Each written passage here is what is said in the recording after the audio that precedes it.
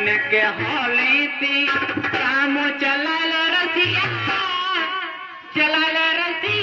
नहीं खून पनारे बही जाएगा।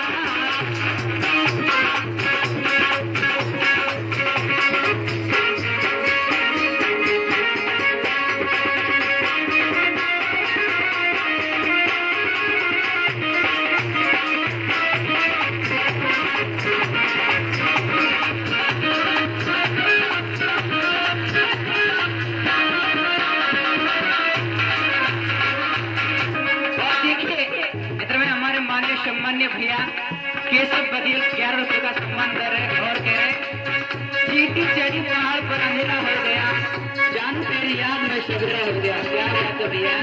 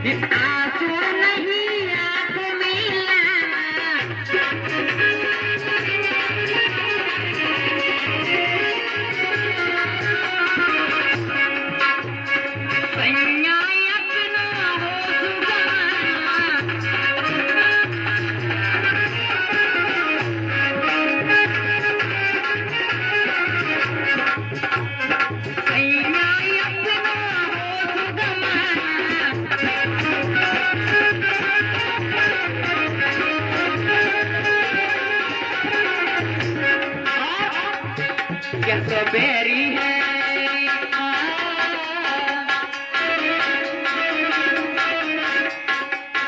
कैसे बेरी है ना दुख ना दुख नहीं पनारे बही जाएगा।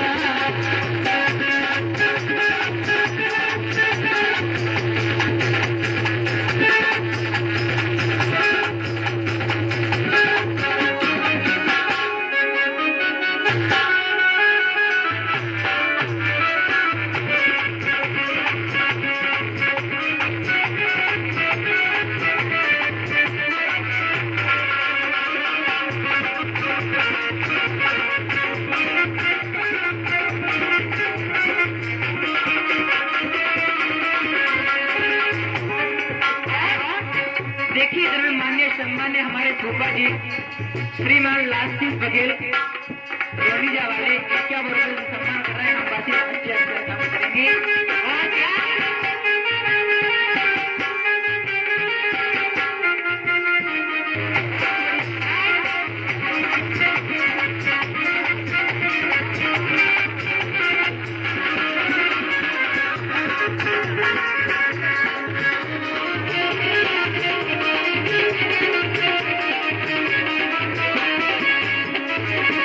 देखिए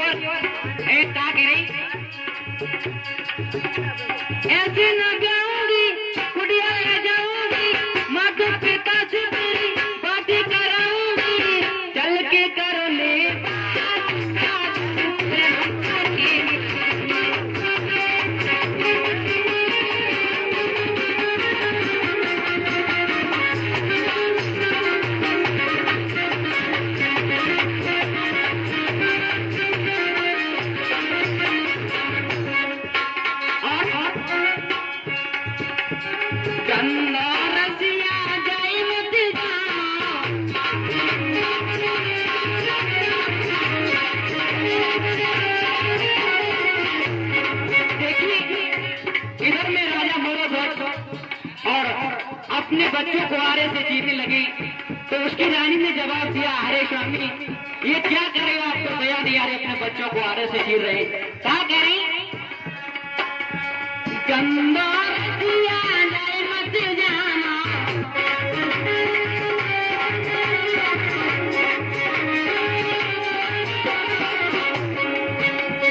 मोरा बज पे जाए फिर क्या,